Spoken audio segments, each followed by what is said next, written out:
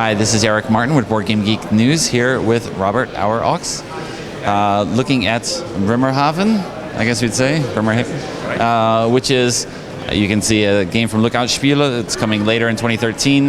This is not the final version. It doesn't come packaged with a ribbon and how many components. We'll see. It'll be the special edition delivered to your door by hand by a captain or somebody. I was hoping you could give an overview of the game. What's the setup here? I know we're building a harbor. Is that correct?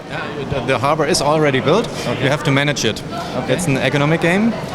You have to manage a harbor. Every player has its own harbor plan lying in front of him, and there are several fields on the plan. Every field can store a good. There are 4 different kinds of freight in this game. You have barrels, you have people, you have containers or little boxings, and every field contain exactly one of them. Except in case of the little boxings, they are so tiny that you are allowed to store 2 of them on one field. Okay. A part of the harbor is blocked at the beginning of the game with access coverage cards, and you have to remove them during the game to expand your harbor. On the left side, you see some docks, where during the game you get some ships. Maybe you have to zoom in here, some ship cards, and these ship cards will dock in here, but not as you want. Each ship cards must be tied on some bits, and the necessary number of bits is printed on the cards. Okay. At the beginning of the game you have exactly 2 bits, which means you can exactly store one ship in your harbor. If you want to have more or bigger ships, you have to expand your bits on the other side of the harbor as well. Okay. The game is, as often in life, to get rich and famous. By the end of the game, you will multiply the number of money you achieved by the level of prestige you have reached. For example, if you have 50 money and a prestige level of 10, you have 150 victory points, and the best combination wins. That's the end of the game. The game goes a variable number of rounds, which is tracked here at the top of this plan.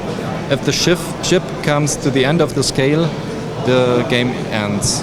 Okay. So that's the overview of the game. We've got some other components here. These goods coming in? We have ships which bring in the goods, and we have contracts which will be placed in the slots above here. They pick up the goods again. And the key point of the game is to bring them in a good sync. Because you don't want the goods sitting around and taking up space. You have to move them in and out as quickly, I guess, as possible. Exactly. Every card is only for a short while in your harbor. It's tracked by some time markers. The necessary time markers are also printed here on the cards. And every round you remove one of them. And if the card is once the card is empty, you remove the card too and throw it to the discard pile. Okay. So you have to get a good sync between your ships and the contracts. That is how you get the money. Every good has a value which is printed on these cards, and if you fulfill a contract, you get the money for your goods. Sometimes even a bonus. Sometimes you have a penalty if something was missing. Okay. And these are just the current prices on top with. It changes each time something is delivered, or no? It changes, but you can influence them. Okay. That is how the game it works. You have some influence card, five cards in your hand. The value is from 1 to 5, and the players bet alternately on the ships, on the contracts, or on some actions. For example, if I bet here, and now you place a card too, and I place one here, and you place here. If we all have bet, we will flip the cards and see which one has the highest bet there. And that one can influence the cards, for example, or get the ships in his harbor, or gets some buildings you can place in your harbor too, which offers some nice benefit during your turn. Okay. We have events over here. Is this what this is? The newspaper, that's the first thing you read in a round, controls how the marker here goes on the scale.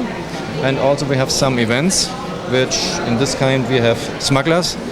Every ship that docks in this round will have some good more in its freight than normally. Okay. No, that's a game. Okay. And like many of the Lookout titles, there's also a solo option, solitaire play. So how does that work? What are we competing against here? The game supports a dummy player. I can't show it. It's not printed on the cards. We pretend for now. Has its own set of cards, and you will place them randomly on the different action fields, controlled by these cards too. Okay. But I can show you. It will be printed here. Right. There's a special solo player version, and there will be pointed out where the dummy player places his cards, and then you do it like the normal game. Okay. You see if you or the dummy player has a better bet. That's right, beat the dummy. Yes, hopefully you can beat the dummy. Okay, and it plays, you see the variable time here, 45 to 120 minutes. Obviously with 4 players, there's going to be a lot more involved. Wide range, but it doesn't really. It has a short version, which is about 1 hour.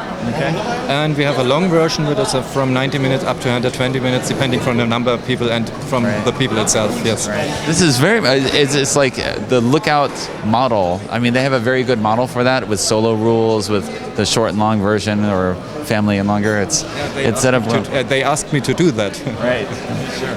And I asked you before. This was actually your first design. Game designer. I hope you like it. And actually your first attempt, I guess, at designing, you said. How did this come about in general? Like, what was the inspiration and what made you bring it to Lookout? I'm not sure about that anymore. It is very long ago, 5 years, I think.